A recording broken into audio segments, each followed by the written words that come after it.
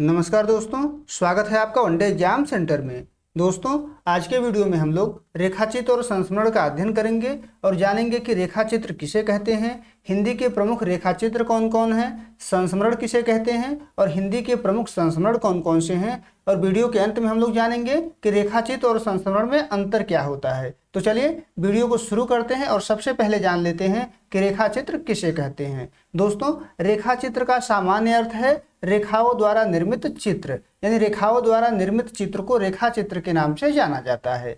जिस प्रकार चित्रकार रेखाओं और रंगों का प्रयोग कर चित्र बनाता है, उसी प्रकार साहित्यकार भी शब्द रेखाओं के माध्यम से चित्रों का निर्माण करता है। इसे ही रेखाचित्र के नाम से जाना जाता है, यानी इसको ही रेखाचित्र कहा जाता है। यानी जब शब्दों के माध्यम से किसी व्यक्ति, वस्तु या घटना का ऐसा वर्णन किया जाए कि उसका चित्र रूप हमारे सामने आ जाए, तो उसे रेखाचित्र कहा जाता है या उसी को रेखाचित्र कहेंगे। चलिए आगे बढ़ते हैं और देख लेते हैं कि हिंदी के प्रमुख रेखाचित्र कौन हैं।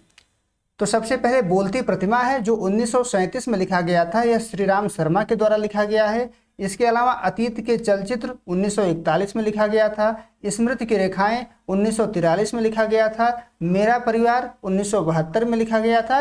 ये सभी जो है महादेवी वर्मा के द्वारा लिखे गए रेखाचित्र हैं। आगे बढ़ते हैं, अब देख लेते हैं कि संस्मरण किसे कहते हैं। संस्मरण अंग्रेजी के मेमायर्स शब्द का हिंदी अनुवाद है, यानी अंग्रेजी में इसको मेमायर्स के नाम से जानते हैं।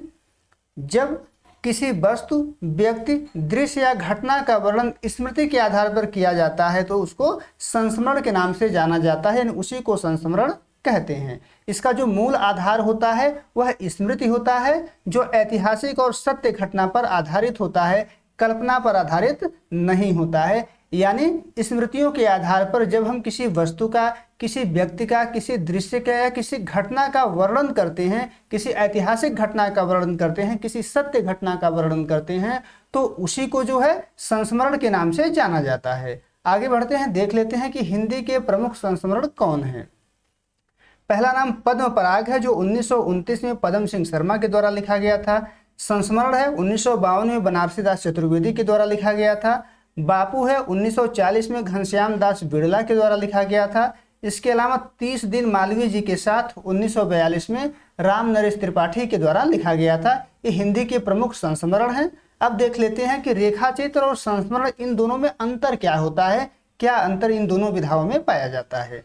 तो रेखाचित्र जो होता है वह एक विषय से संबंधित होती है, जिससे उसमें समग्रता की प्रवृत्ति होती है, यानी जिस विषय पर रेखाचित्र लिखा जाता है उस विषय का समग्र वर्णन उसमें किया जाता है। संस्मरण जो होता है उसमें समग्रता नहीं पाया जाता है, उसमें विस्तार पाया जाता है, क्योंकि जिस विषय से वह संबंधित होता है उसके आसपास विषयों को भी उसमें लेकर के चला जाता है, इसलिए उसमें विस्तार अधिक पाया जाता है, समग्रता उसमें नहीं पाया जाता।